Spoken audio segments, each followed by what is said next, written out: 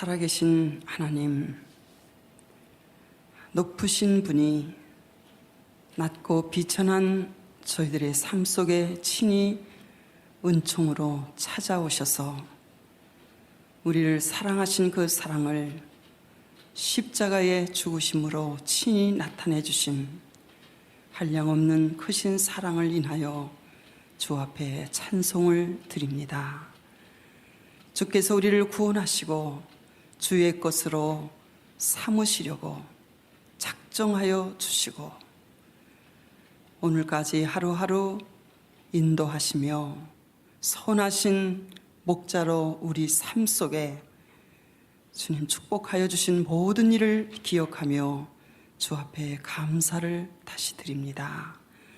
오늘 주의 이름으로 일컬음을 받는 주의 백성들, 하나님께서 아시고 또 우리도 그분을 아는 그분 앞에 저희들이 함께 모였습니다. 영원하신 말씀으로 하나님의 백성들을 위로하여 주시고 특별히 사랑하는 자녀들을 위하여 눈물로 애통하며 기도하는 어미와 아비들의 기도에 응답하여 주시며 하나님께서 우리와 관계된 모든 것들도 속히 다 완전하게 응답하여 주실 줄 믿습니다. 오늘 진리의 말씀으로 저희들을 안위하여 주시고 소망을 얻게 하여 주시고 교훈을 받는 귀한 시간 되게 하여 주옵소서. 그래서 주님을 더욱 사랑하기를 원하게 하옵시고 날마다의 우리 삶 속에서 우리 주님을 증거하는 증인의 복된 삶을 살게 하여 주옵소서.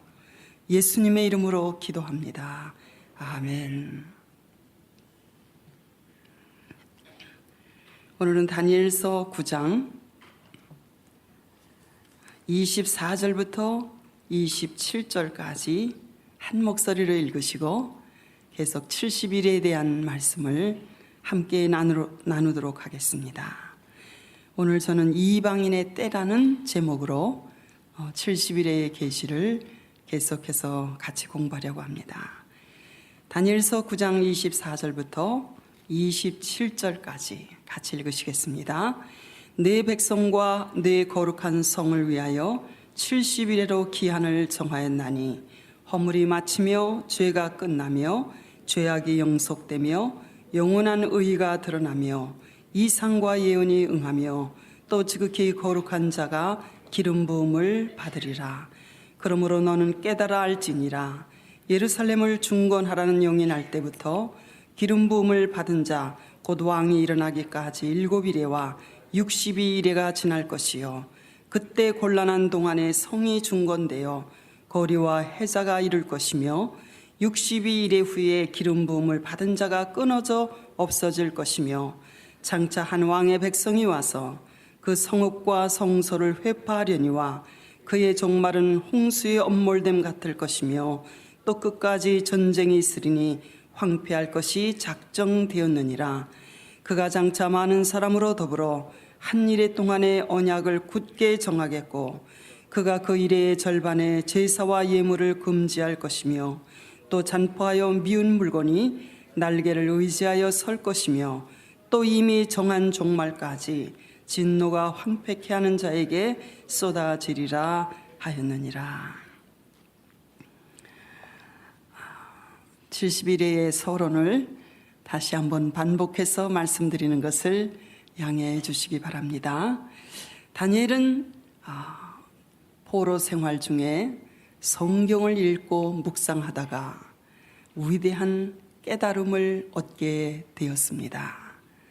그것은 선지자 에레미야가 기록한 에레미야서를 통하여 예루살렘의 황무함이 바벨론의 포로 생활이 70년이 차면 마치게 되고 그리고 바벨론에서 해방되어 고국 이스라엘로 돌아가게 하려는 하나님의 계획을 에레미야서를 통해서 그가 발견하게 되었던 것입니다.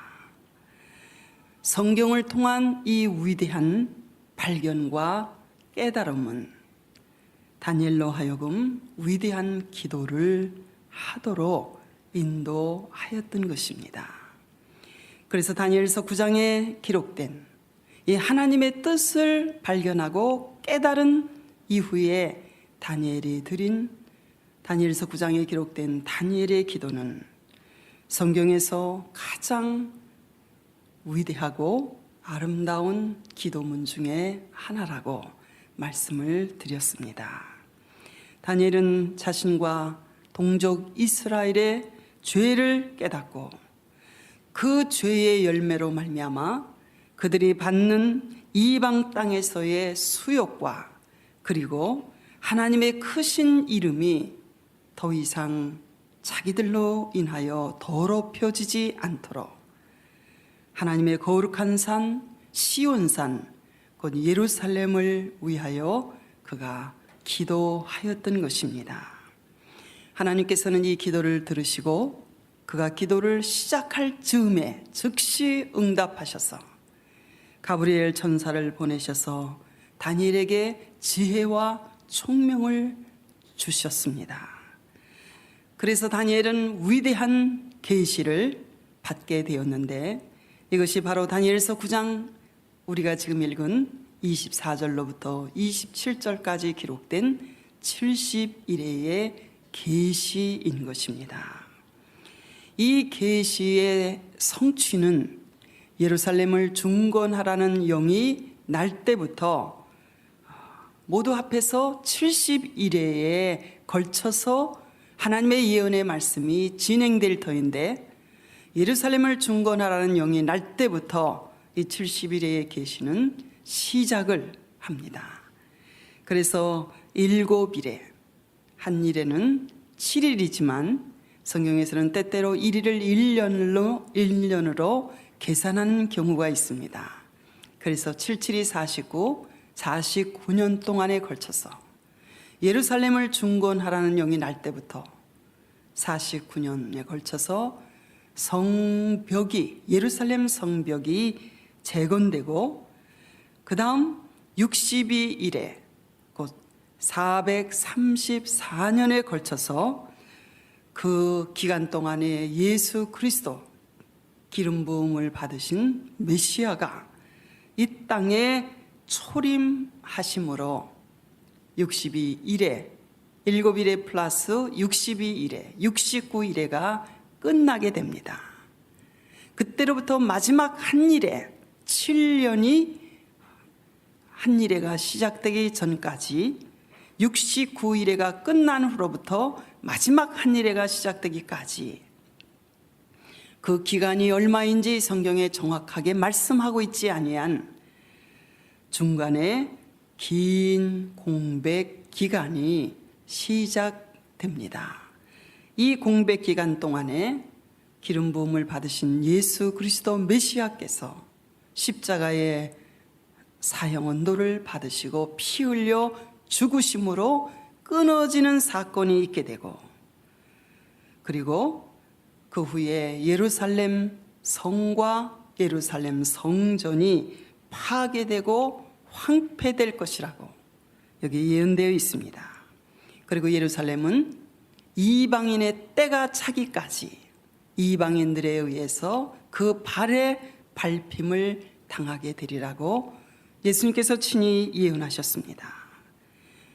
그때가 언제일는지 우리는 확실히는 모르지만 마지막 한 일에 69일회가 끝나고 그 기간이 명시되지 아니한 길고 오랜 중간 기간이 끝난 후 역사상에 적그리스도가 등장해서 많은 사람과 더불어 한 일회의 언약을 맺게 되면 이제 마지막 7년 한 일회가 시작이 되고 성경에 보니까 이 한 일의 7년을 반으로 나눠서 전 3년 반, 후 3년 반에 하나님께서 어떠한 일을 적그리스도를 통하여 이루신 후에 마지막 한 일회가 마쳐질 때에 영광의 왕이신 그리스도께서 재림하사 적그리스도와 그와 연합한 모든 하나님의 대적들을 멸하시고 심판하신 후에 우리에게 약속하신 대로 의에 거하는 바 새 하늘과 새 땅을 창조하사 구속함을 받은 주의 백성들에게 그 나라를 영원한 기업으로 상속받게 하시는 것이 70일의 계시를 통해서 우리에게 알려주시는 하나님의 타임 테이블이라는 것을 여러 번 말씀드렸습니다. 오늘 저는 다니엘서 9장 26절을 중심으로 해서 이제 7일에와 62일에 곧 69일에가 지나면 시간을 정확하게 언급하고 있지 않은 중간 긴 공백 기간이 시작될 때에 곧 마지막 한 일회가 시작되기 전에 기름 부음을 받으신 예수 그리스도께서 십자가에 끊어지고 죽으신 후에 한 왕의 백성이 와서 성읍과 성소를 회파하고 파괴시키려니와 그 종말은 홍수의 엄몰됨 같을 것이며 또 끝까지 전쟁이 있으리니 황폐할 것이 작정되었느니라. 예루살렘의 멸망에 대한 예언의 말씀이 여기 다니엘서 9장 26절에 예언되어 있습니다. 이 예언의 말씀 그대로 AD 70년 예루살렘 성과 성전이 파괴되고 황폐된 때로부터 그 땅은 이방인에게 예루살렘은 밟히게 되었고 지금까지도 예루살렘을 중심으로 한 아랍권과 유대인 간의 분쟁과 갈등은 끊이지 않고 계속되고 있고 날로 첨예하게 대립하고 있는 모습을 우리는 볼 수 있는 것입니다. 예루살렘의 멸망에 대해서 예수님께서 예언하신 말씀 우리가 한번 직접 찾아가 보도록 하겠습니다. 누가복음 13장을 찾아주시기 바랍니다. 예수님께서 십자가에 못 박히시기 전에 예루살렘의 멸망과 성전의 파괴에 대해서 여러 번 예수님께서 친히 예언하셨습니다. 누가복음 13장 34절을 같이 읽으시기 바랍니다. 13장 34절부터 35절까지 다니엘에게 70일의 계시를 통해서 기름 부음을 받은 자 메시아가 십자가에 못 박혀 죽으시고 끊어진 이후에 한 왕의 백성이 와서 성읍과 성소를 회파할 것이라는 예언의 말씀 그대로 예수님께서도 마가복음 13장 34절과 35절에 동일한 예언을 하셨습니다. 같이 읽으시겠습니다. 예루살렘아 예루살렘아 선지자들을 죽이고 내게 파송된 자들을 돌로 치는 자여 암탉이 제 새끼를 날개 아래 모음같이 내가 너희의 자녀를 모으려 한 일이 몇 번이냐. 그러나 너희가 원치 아니하였도다. 보라 너희 집이 황폐하여 버린 바 되리라. 내가 너희에게 이르노니 너희가 주의 이름으로 오시는 이를 찬송하리로다 할 때까지는 나를 보지 못하리라 하시니라.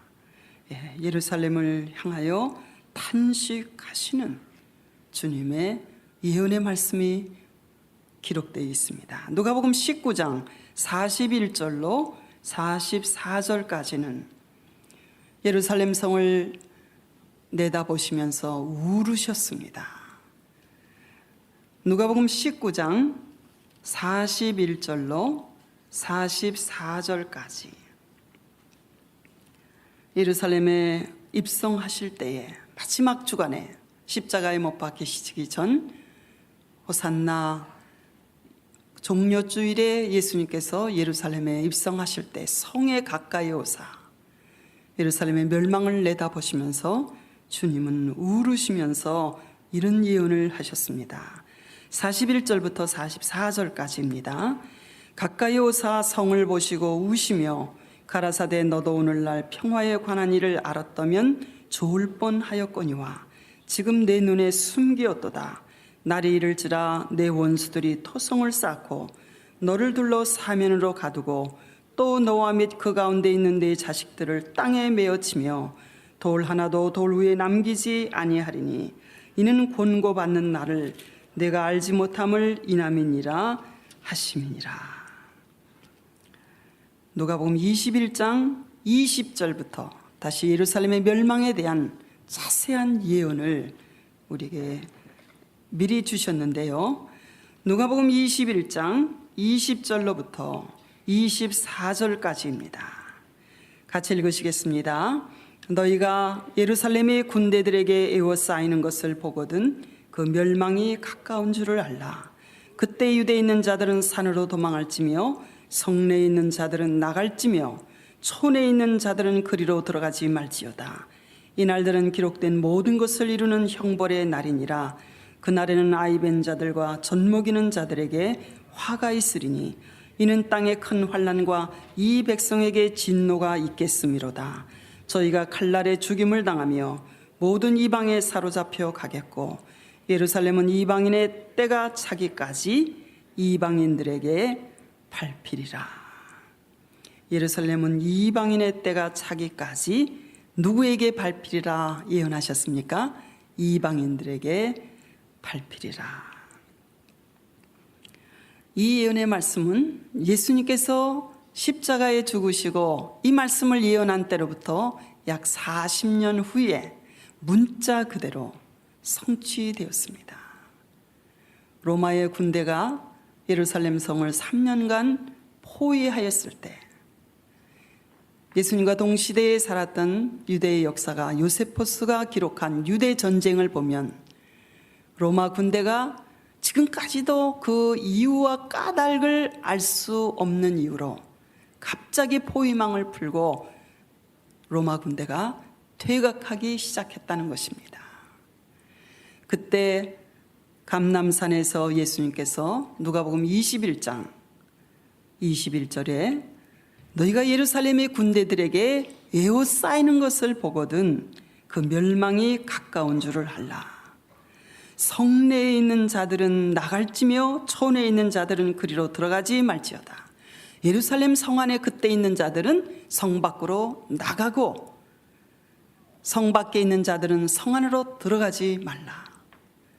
이 예언의 말씀을 기록하고 있던 초대교회 교인들이 이유를 알 수 없이 로마 군대가 포위망을 풀고 퇴각할 때에 성을 빠져나와 요단강을 건너 페루라는 곳으로 피신하여 초대 기독교의 생명을 명맥을 유지하였다는 기록이 요세포스의 유대전쟁이라는 역사서에 기록이 되어 있습니다. 예수님께서 친히 예언하신 말씀대로 문자 그대로 이 예언은 AD 70년에 성취되었습니다.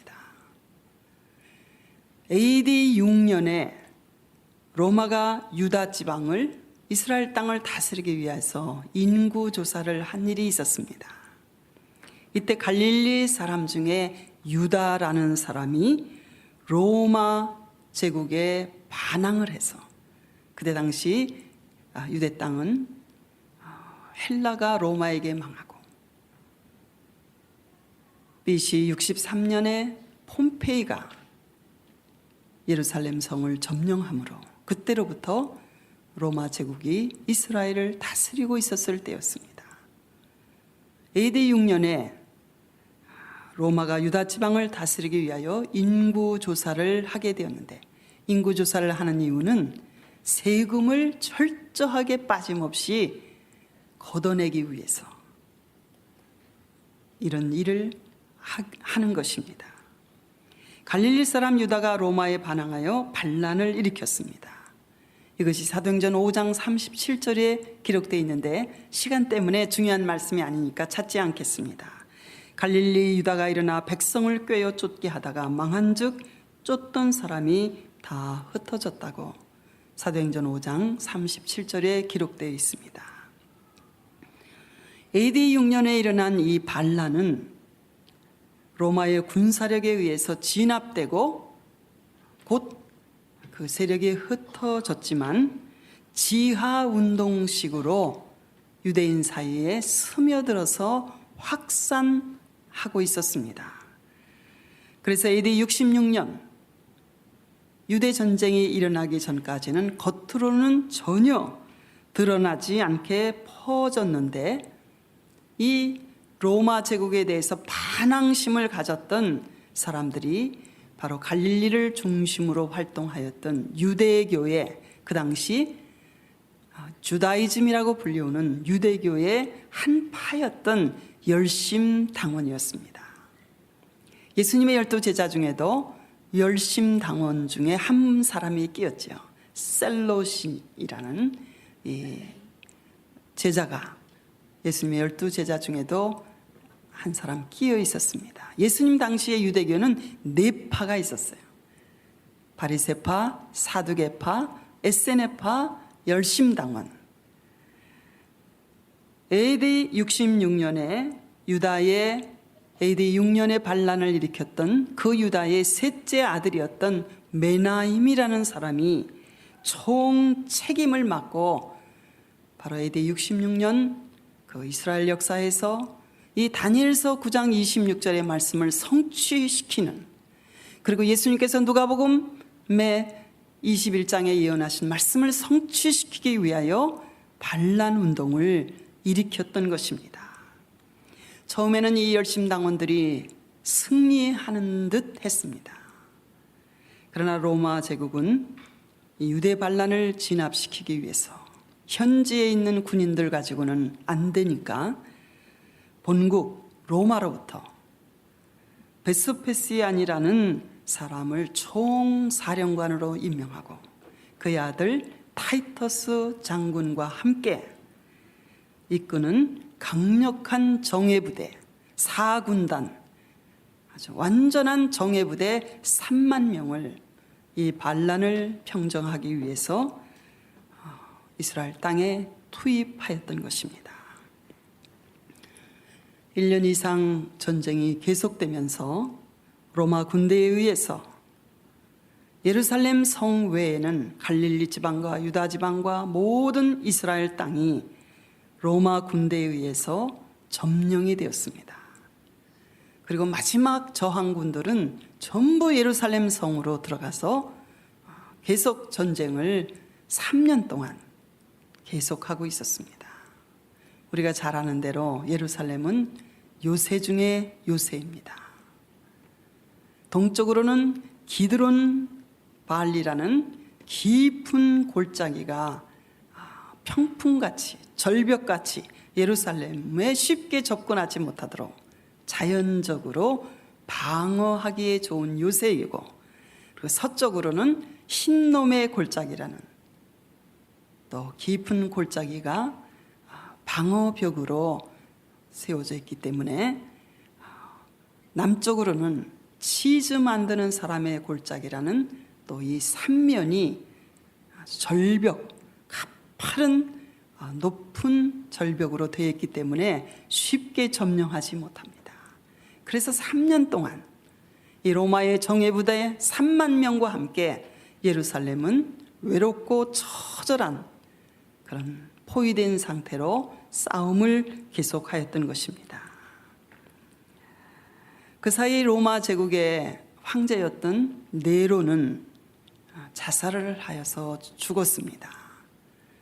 그래서 이 베스페시안 사령관이 로마 제국의 황제로 추대되어서 본국으로 돌아갔고, 그의 아들 타이터스 장군이 총사령관으로 임명이 되어서 3년 동안 예루살렘을 에워싸다가 토성을 쌓았어요. 예수님이 예언하신 대로 토성은 이 예루살렘 성에 들어가려면 이 절벽이기 때문에 접근하기 어려우니까 흙으로 계속 메꾸는 거예요. 흙으로 메꿔서 예루살렘 성을 점령하였던 것입니다. 마침내 예루살렘은 AD 70년에, AD 66년에 반란 운동이 일어났는데 AD 70년에 예루살렘 성은 함락되었습니다. 그래서 성은 파괴되었고, 그리고 제2성전인 수룹바벨 성전, 헤롯 대왕이 아름답게 증축하였던 이 제2성전은 철저하게 불타버리고 파괴되어 버렸습니다. 이때 성 안에 있었던 100만 명 이상의 유대인들이 죽임을 당했어요. 이 유대 전쟁을 통해서 죽임을 당하고, 그리고 많은 사람들이 포로로 사로잡혀 이방 땅으로 끌려갔습니다. 성전이 파괴된 날은 아부월 9일로 알려져 있는데, 이것은 7월 9일에 해당하기도 하고 어떤 해에는 8월 9일에 해당되기도 합니다. 공교롭게도 솔로몬이 세운 제1성전이 BC 587년 바벨론의 느부갓네살 왕에 의해서 예루살렘 성에 함락당하고 솔로몬이 지은 아름다운 성전이 불타버린 것도 횟수는 다르지만 똑같은 달 똑같은 날 아부월 9일에 파괴되었고, 여기 로마의 타이터스 장군에 의해서 제2성전이 불타버리고 파괴된 날도 횟수는 다르지만 AD 70년 아부월 9일이 공교롭게도 성전이 파괴되었습니다. 그때로부터 유대인은 이날이 되면 지금도 통곡의 벽 앞에 가서 금식하며 밤새도록 기도하는, 성전 파괴된 것을 기억하며 기도하는 전통이 생겨났습니다. 예루살렘 성이 함락되기 전, 예루살렘 성이 로마 군대에 의해서 포위당하고 있었을 때에 당시 랍비 중에 유명한 랍비였던 한 사람이 있었는데, 그의 이름이 요하난 벤자카이라는 유명한 랍비가 있었습니다. 그는 머지않아 예루살렘이 멸망당하고 함락될 것을 그는 예견하고 있었어요. 그것을 내다보고 있었습니다. 그래서 아주 기발한 아이디어를 하나 냈어요. 여기서 다 죽어버리면 유대교가 그의 자손들에게 계속 전승될 수 없다는 것을 생각하고 그는 기발한 아이디어를 내서 자기만이라도 살아남아서 이 유대 신앙을 후손들에게 전해야 되겠다는 그런 생각을 갖고 자기의 제자들을 모았어요. 그래서 소문을 내게 했습니다. 선생님인 요하난 벤자카이가 죽었다는 소문을 그의 제자들에게 내게 했습니다. 그리고 관을 짜고 관 속으로 그는 이제 들어갔어요. 죽지 않았지요. 근데 죽은 것 같이 가정해서 이제 관 속으로 들어가고, 예루살렘 성을 포위하고 있는 로마 군인들에게 요하난 벤자카이의 제자들은 우리 선생님이 죽었으니 이 선생님의 무덤을 예루살렘 성 안에 쓸 수 없기 때문에 좀 성 밖에 나가서 우리의 스승을 장사 지내고 돌아오게 해달라는 그런 요청을 했습니다. 이 랍비가 유명하고 명망이 있는 랍비로 알려져 있었기 때문에 로마 군인들에 의해서 허락을 받았습니다. 그 청이 받아들여져서 이 요하난 벤자카이의 관이 예루살렘 성 밖으로 나오자 그는 관 뚜껑을 열고 제자들에 의해서 밖으로 나오고, 로마 군대의 총사령관인 타이터스 장군과의 면담을 요청했습니다. 그 사령관을 만난 후에 그는 자기를 살려주면 자기는 앞으로 반란이나 이런 정치운동에는 전혀 관여하지 아니하고 오직 조용한 시골에서 살면서 유대교 연구에만, 학문에만, 종교 생활에만 전념하겠다고 자기를 좀 이 청을 받아들여 달라고 부탁을 했습니다. 그의 청이 받아들여져서 그는 예루살렘에 함락된 후 옛날의 지명으로는 욥바고 현대 지명으로는 텔라비브, 그 아래 남쪽의 지중해 변에 근처한 야브네라는 그런 시골에 집을 짓고 거기서 유대교를 전승하기 위한 후진 양성에 온 정성과 힘을 쏟았습니다. 그 결과로 오늘날의 유대교가 그 생명이 끊어지지 않고 예루살렘이 멸망할 때에 유대교도 함께 멸망당하지 않고 오늘까지 계속 유대교가 명맥을 잇게 된 중요한 원인이 바로 이 요하난 벤자카이로 말미암아 되어진 것입니다. 그래서 야브네는 유대인들에게는 굉장히 중요한 장소입니다. 야브네는 유대교 회복의 중요한 장소인 것입니다. 이 야브네에서 요하난 벤자카이를 중심으로 하는 이 바리새파의 전통을 가진 유대교가 새로운 신학 사상으로 변화를 일으키면서 여기서 유대교가 계속 발전하게 되었습니다. 예루살렘 성전이 불타 없어지니까 유대교의 가장 중요한 예식이 성전에서 동물 희생제사, 자기들의 죄를 대신해서 장차 오실 예수 그리스도의 십자가를 모형으로 보여주는 구약의 동물 희생제사, 이것을 드려야 되는데 AD 70년에 성전이 불타버렸으니까 동물 희생제사를 드릴 수가 없게 됐죠. 그래서 이 야브네에서는 요하난 벤자카이를 중심으로 한 이 랍비들, 유대 학자들이 성전에서 드렸던 동물 희생 제사 대신 회당을 중심으로 하는 기도 중심의 유대교로 야브네에서부터 이렇게 바뀌어지는 그런 유대교의 큰 신학적인 변화가 이곳에서 있게 되었습니다. 우리가 이 시간에 이런 것을 잠시 공부하는 이유는 우리가 성경을 더 깊이 이해하고 깨닫기 위해서 성경의 배경이 되는 이런 것들을 우리가 참고로 아는 것이 유익하기 때문에 제가 여러분에게 설명을 드립니다. 그래서 그때로부터 유대교는 성전 중심의 희생 제사에서 회당 중심의 기도 중심으로 바뀌어 갔던 것입니다. 기도가 제사를 대신한다는 이런 구약의 사상이 성경에 약간 비춰집니다.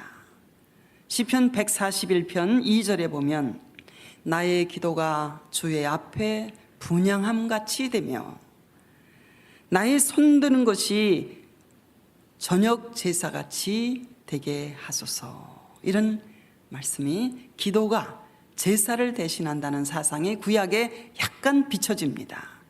성전이 파괴되고 동물 희생 제사를 드릴 수 없으니까 바로 이 야브네에서 성전 중심의 제사 대신 회당 중심의 기도로 동물 희생 제사를 기도가 대신한다는 이런 유대교 사상으로 바뀌게 되었던 것입니다. 예수님 당시에 유대교에는 네 파가 있었다고 말씀드렸죠. 바리새파, 사두개파, 에세네파, 열심당. 열심당은 AD 70년에 예루살렘이 멸망하면서 그 남은 사람들 가족까지 포함해서 1000명이 마사다까지 피난해서 거기서 끝까지 3년간 싸우다가 다 자결해서 죽음으로 열심당은 완전히 유대교에서 없어졌고, 에세네파도 AD 70년 로마 군대가 예루살렘을 점령하기 위해서 들어올 때 쿰난 지역을 근거지로 해서 공동생활하였던 에세네파도 한 사람도 남지 않고 다 죽임을 당하고, 그들이 급하게 숨긴 성경과 여러 책이 약 2000년이 지난 후 1947년 사해문서로 발견되었죠. 그래서 그들이 그 당시에 존재하고 있었다는 것을 학자들의 연구를 통해서, 그들의 문서를 통해서 알려지게 되었고, 사두개파는 성전 중심의 제사장들과 그리고 유다의 귀족들 중심으로 사두개파가 형성되었는데, 성전이 파괴되고 없어지니까 사두개파 역시 사라지고 오직 요하난 벤자카이를 중심으로 한 바리새파의 유대교만이 야브네를 중심으로 존재해서 오늘날의 전 세계의 유대교는 전부 바리새파 유대교입니다. 잘 이해가 되시죠? 그래서 그때로부터 곳곳에 회당이 세워지게 되었어요. 회당은 유대교의 율법을 통해서 걸어갈 수 있는, 안식일 날 걸어갈 수 있는 지역에 세워져야 돼요. 걸어갈 수 있는 거리는 약 2,000규빗. 한 규빗은 남자의 장정, 이 팔꿈치로부터 가장 길은 가운데 손가락 끝까지를 가리켜 한 규빗이라고 구약시대에 사용했는데, 2,000규빗이면 1km에 해당하는, 1km의 거리에 해당하는 지역은 안식일 날 걸어가서 회당에서 기도하며 예배를 드릴 수 있도록 허락된 것입니다.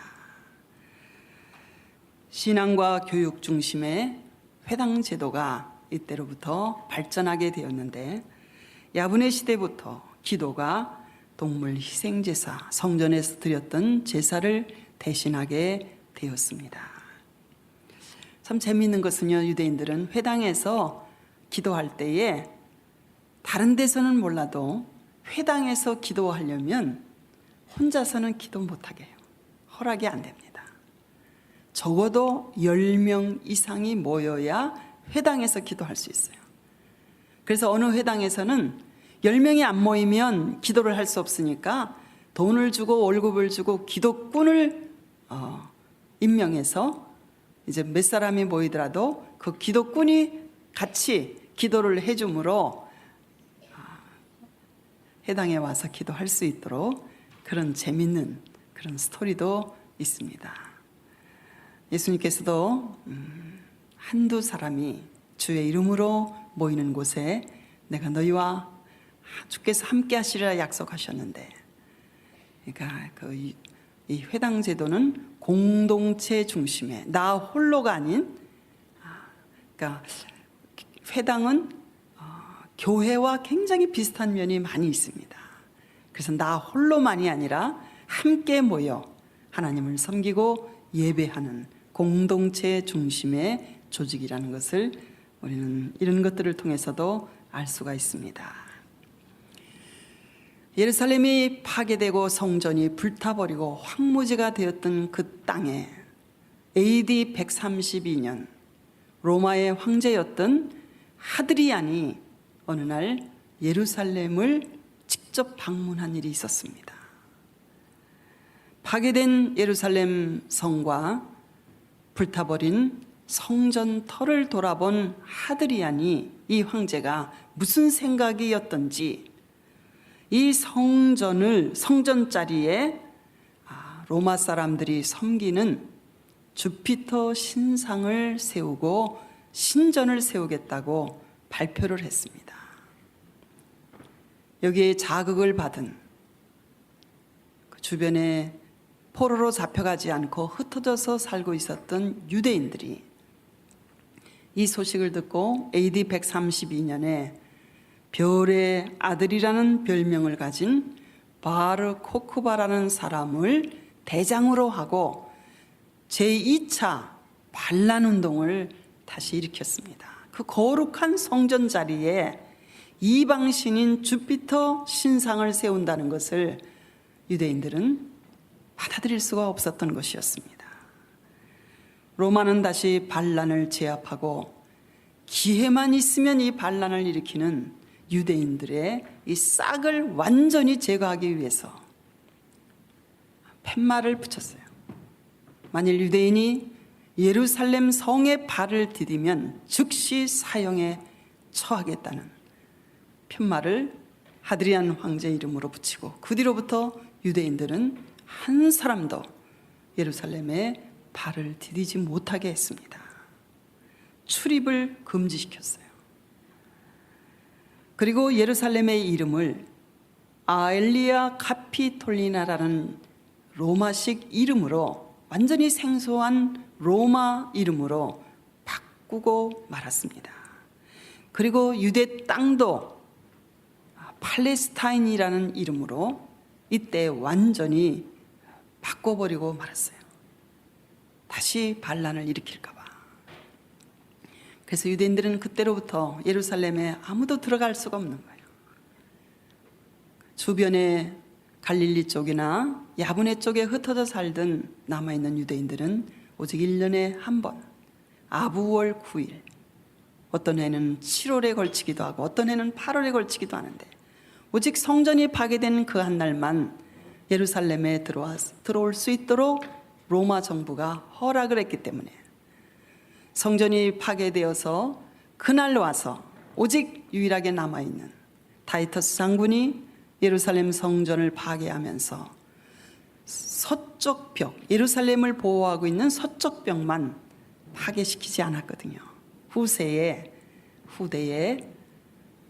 이렇게 어마어마한 돌로 쌓은 거대한 성전을 로마 군대의 힘이 다 정복하고 파괴하고 무너뜨렸다는 것을 후대에 남기기 위해서 보존한 이 서쪽 벽 밑에 와서 남아있는 유대인들이 통곡하며 기도하며 우는 모습을 보고 이방인들이 그 성벽을 가리켜 통곡의 벽이라는 별명을 붙이게 된 것입니다. 웰링 월이라는 별명을 붙였는데, 유대인들은 아무도 통곡의 벽이라는 이름을 사용하지 않습니다.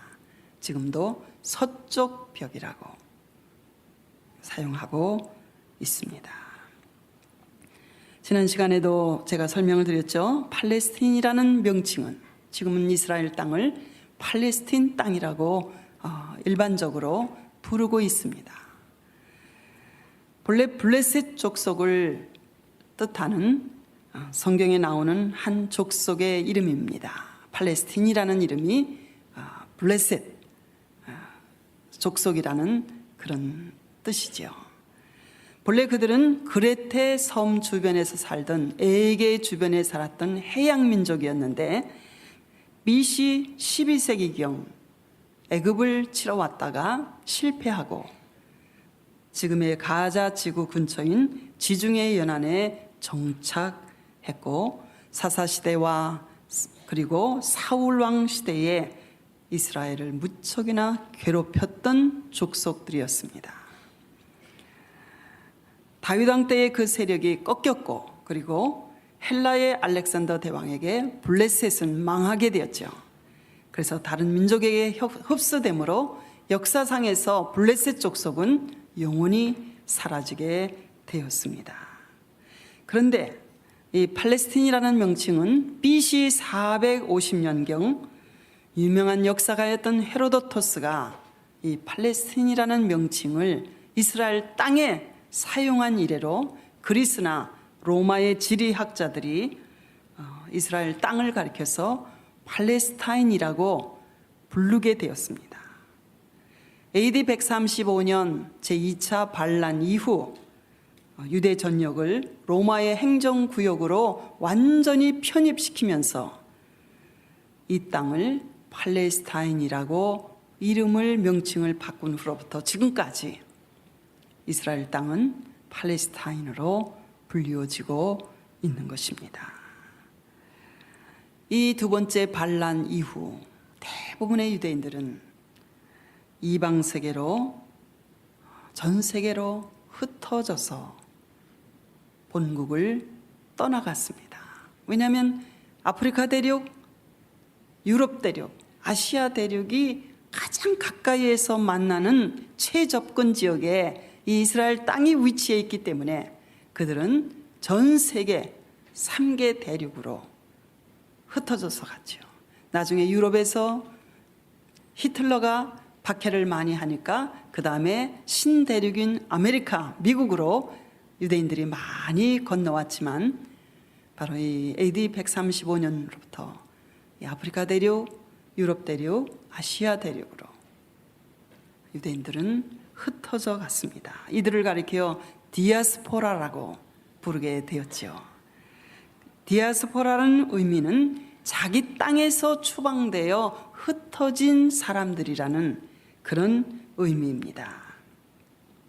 유대 땅에 남은 사람들은 그때 산헤드린 유대 공의회가 야브네로 옮겨갔다가 AD 135년 제2차 반란이 끝난 후 산헤드린 공회가 갈릴리 지방으로 옮겨갔어요. 그래서 유대교의 중심지도 그쪽으로 옮겨갔고, 거기서 유대교의 가장 중요한 경전인 미시나와 그리고 미시나를 해석하는 우리가 잘 아는 유대인의 민족 교과서라고 불리우는 탈무드가 이 갈릴리 지방에서 이루어졌습니다. AD 135년 제2차 유대 반란 사건 이후 150년 동안 예루살렘은 로마 변방의 아주 이름 없는 작은 도시로 사람들의 기억 속에서 잊혀져 갔습니다. 그런데 AD 325년에 콘스탄틴 대제가 기독교를 자기의 신앙으로 개종했어요. 그리고 예루살렘을 거룩한 성지로 선포를 했습니다. 그때로부터 예루살렘은 다시 조금씩 회복되어 비잔틴 문화의 꽃을 피우게 되었어요. 특별히 이 콘스탄틴 대제의 어머니 헬레나는 아주 신앙심이 굉장히 두터운 분이었기에 그 당시에 직접 예루살렘 성지를, 이스라엘 땅을 방문하고 예수님께서 십자가에 못 박히신 골고다와 주님의 무덤이 있었던 곳으로 추정되는 곳에 성묘교회라는 웅장한 기념교회를 세웠고, 그리고 예수님의 탄생지인 베들레헴 동굴을 찾아가서 그 위에 예수님의 탄생 기념교회를 세우고, 그리고 수많은 기념교회 건물들을 세웠습니다.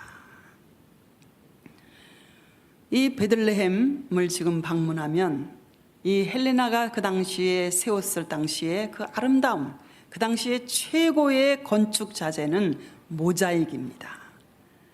이렇게 빛깔이 있는 여러 가지 돌을 조그만 조각으로 다 이렇게 만들어서 색색으로 이렇게 아름답게 표현한 그것이 그 당시에 최고의 건축 자재였어요.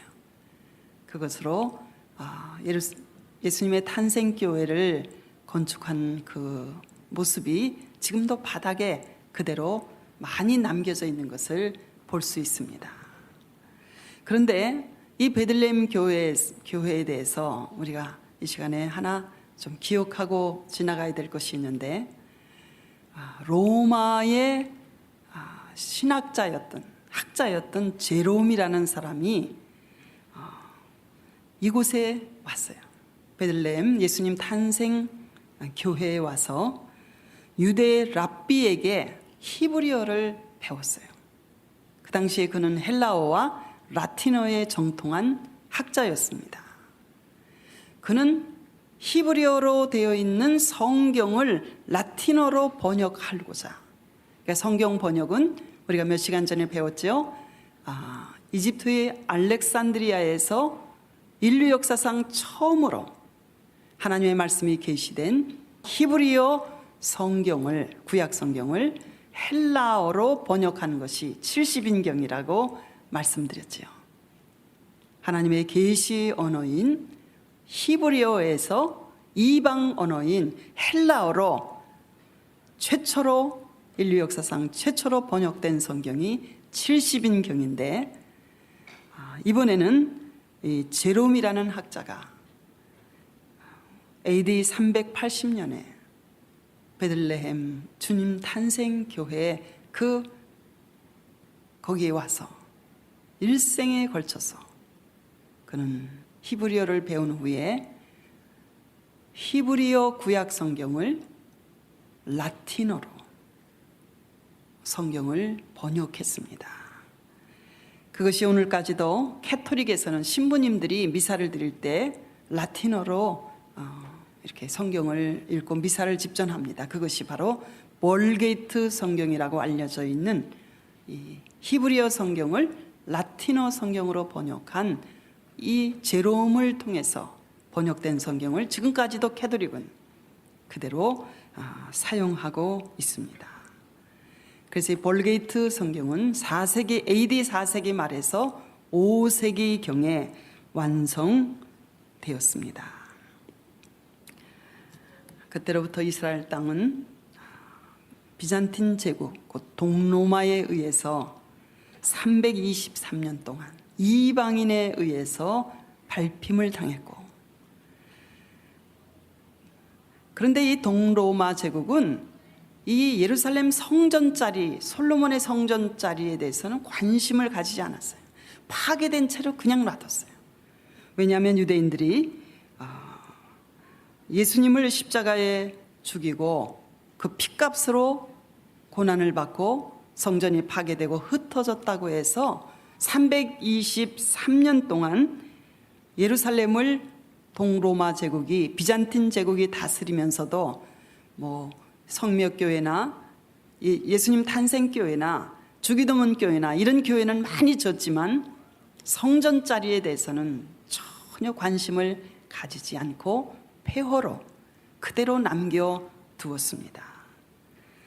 그 후 이슬람 세력인 아랍이 여기 예루살렘에 와서 634년에 처음으로 이슬람 아랍 세력이 예루살렘에 와서,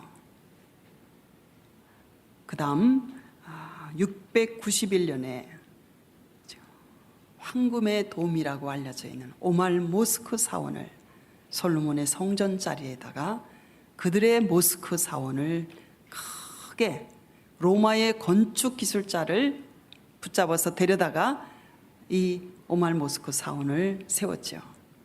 그때로부터 지금까지 1300년 동안 지금까지도 오말 모스크 사원이 솔로몬의 성전 자리에 그대로 서 있어서, 이슬람은 3대 성지가 있습니다. 첫째가 메카, 이것은 모하멧의 고향이죠. 탄생지입니다. 그리고 이슬람 종교를 처음 창시한 곳입니다. 그리고 두 번째는 그 모하멧이 피난을 갔던 메디나라는 곳, 그리고 세 번째가 예루살렘 이 황금의 돔, 여기서 모하멧이 하늘로 승천했다는 말을 만들어 가지고 지금 이슬람의 3대 성지가 메카와 메디나와 이 예루살렘이 되어서 이슬람과 유대인의 분쟁의 초점이 바로 예루살렘 또 이 성전자리 때문에 지금 그들은 계속해서 이 분쟁이 그치지 않고 있는 것입니다. 시간이 다 됐기 때문에 다음 시간에는 유대인들이 돌아올 때까지 다시 고토를 회복하고 마지막 한 일회가 시작되기까지 예루살렘은 이방인들에 의해서 밟히리라 예언하신 말씀대로 어떤 사람들이 와서 예루살렘을, 어떤 이방인들이 와서 예루살렘을 밟았는지, 그리고 특별히 오랫동안 예루살렘을 점령하였던 이슬람 세력, 그들은 누구인가? 그들의 종교는 어떤 종교인가? 그리고 성경이 그들에 대해서 어떻게 예언하고 있는가? 이런 문제를 다음 시간에 살펴보려고 합니다. 성경의 말씀과 예언은 실제 역사 속에서 우리가 그동안 배워온 그대로 성취되었습니다. 이러한 사실을 통해서 우리는 성경의 역사성과 그리고 역사 속에서 지금도 살아계셔서 일하시는 하나님의 손길을 우리는 느낄 수 있고 발견할 수 있고 그분의 살아계심을 우리는 믿을 수 있는 것입니다. 성경 속의 글자 속에 갇혀있는 하나님이 아니라 저와 여러분의 하나님은 하늘과 땅에서 보이는 것들을 지으신 창조주이실 뿐만 아니라 창조하신 세계를 지금도 그의 섭리와 그의 뜻 가운데서 다스리고 계시며 예언하신 말씀대로 그 말씀을 성취하시는, 말한 것을 이루시는 하나님, 우리에게 약속하신 말씀을 믿을 때에 그대로 이루어 주시는 살아계신 하나님이신 줄 믿습니다. 이 하나님을 의지하고 하늘과 땅에서 가장 크신 분, 하늘의 하나님, 땅의 하나님, 전능하신 분을 나의 아버지로 섬기는 저와 여러분은 우리에게 이 약속의 말씀이 있음을 감사하면서 이 천지는 변할지라도 변치 아니하는 하나님의 약속의 말씀, 성경은 폐하지 못하나니 예수님께서 친히 말씀하셨는데 그 약속의 말씀을 붙잡고 날마다 승리하는, 약속하신 것을 우리 삶 속에 그 성취를 경험하는 놀라운 삶이 저와 여러분 가운데 있으시기를 바랍니다. 기도하시겠습니다. 성경 예언의 말씀을 통해서 인류의 역사 속에 지금도 현존하셔서 그분의 말씀과 그분의 뜻대로 역사를 전개시키시고 진행시키시는 살아계신 우리의 아버지의 손길을 저희들이 볼 수 있게 하여 주신 것을 감사드립니다. 이 약속의 말씀을 등불로 삼아 마지막 한 일에 주의 오실 날이 가까운 이때에 정신을 차리고 근신하여 주 앞으로 날마다 더욱 가까이 나가 그 뜻대로 순종하는 삶을 사는 저희들 되게 하여 주옵소서. 예수님의 이름으로 기도합니다. 아멘.